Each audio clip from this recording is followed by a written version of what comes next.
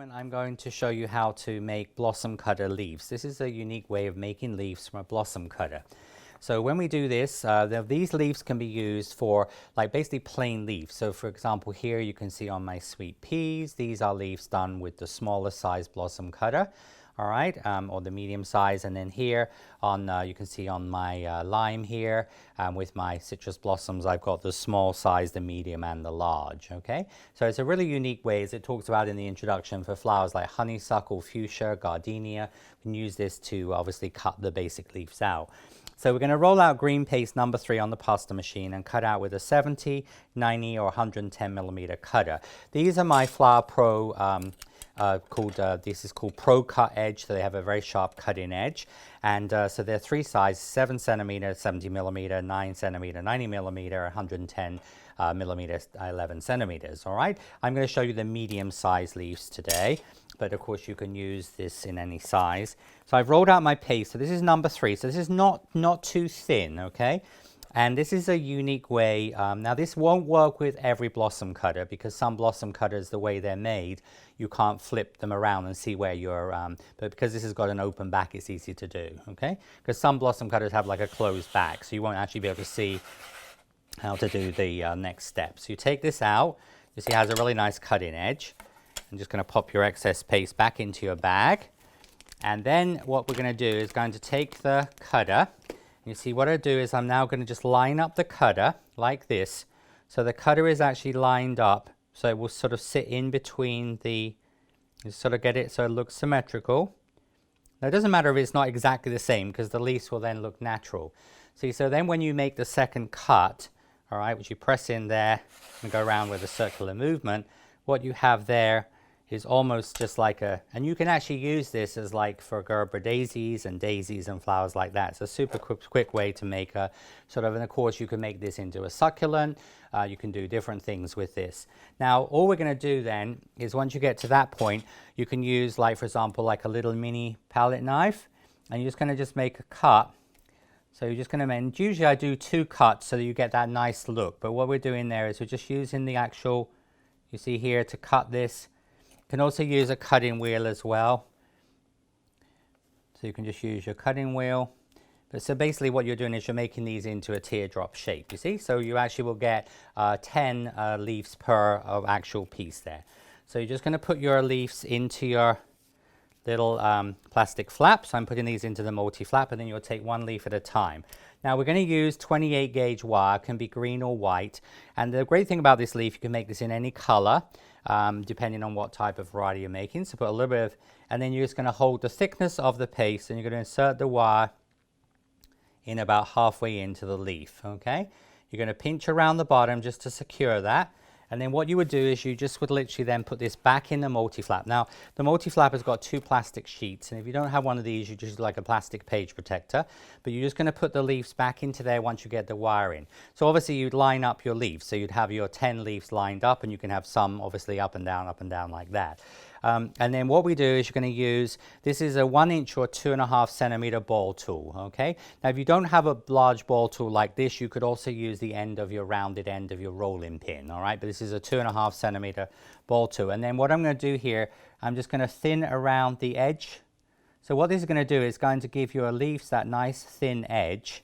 So you see how you just thin around the edge of the leaf like this with the ball tool, all right? So you're just going to go all the way around the edge of the leaf like so. And you do that on like all of the leaves that you have, the 10 leaves. And then one at a time, we're going to take the multi-veiner. So this is the multi-purpose veiner. So this is a multi-leaf veiner, convex concave. And I've used this in some of my other videos, and some for cake flicks as well. So what we do there is we're going to take just a little tiny bit of vegetable fat, or the easy release, put that on the right-hand side of the veiner. You're going to take your leaf out, and you're going to pop your leaf. Remember, this is quite unique in its design, because this leaf veiner, you just put the wire into the channel. So you see the wire will just sort of sit in the channel here. And then what you do is you just come over with the left-hand side, and it's going to press on the top, you see? And then when you take this out of the veiner, this is going to give you the leaf, you see, like this, all right?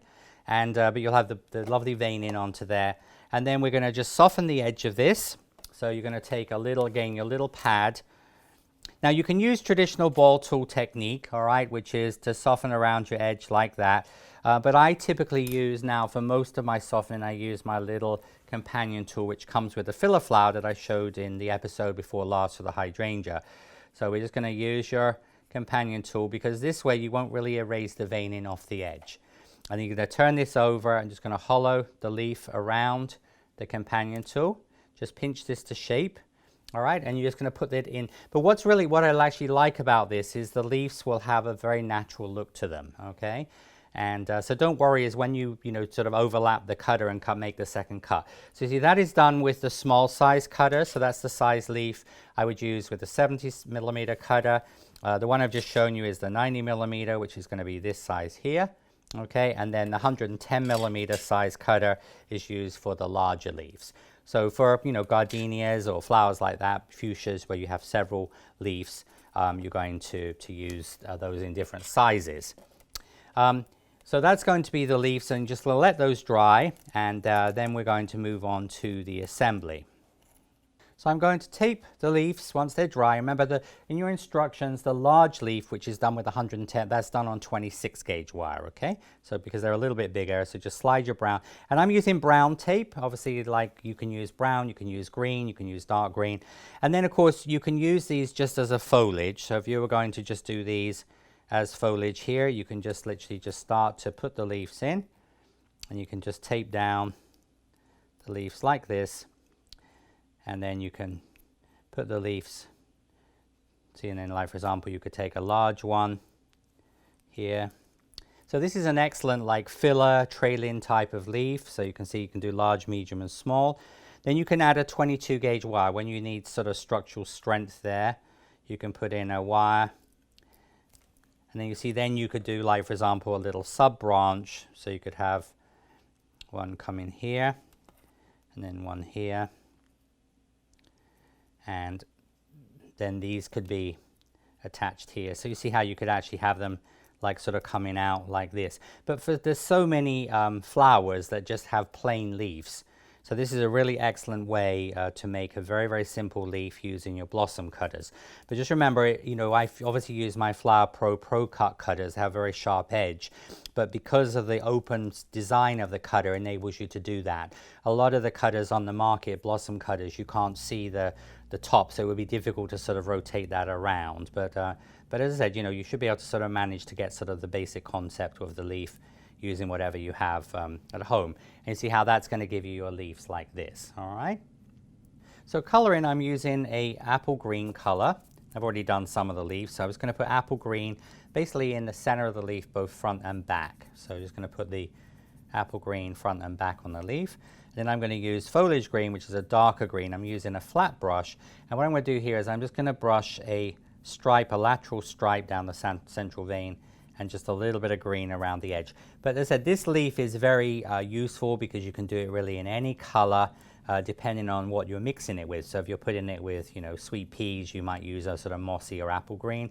Of course, you can make this really darker for gardenia leaves.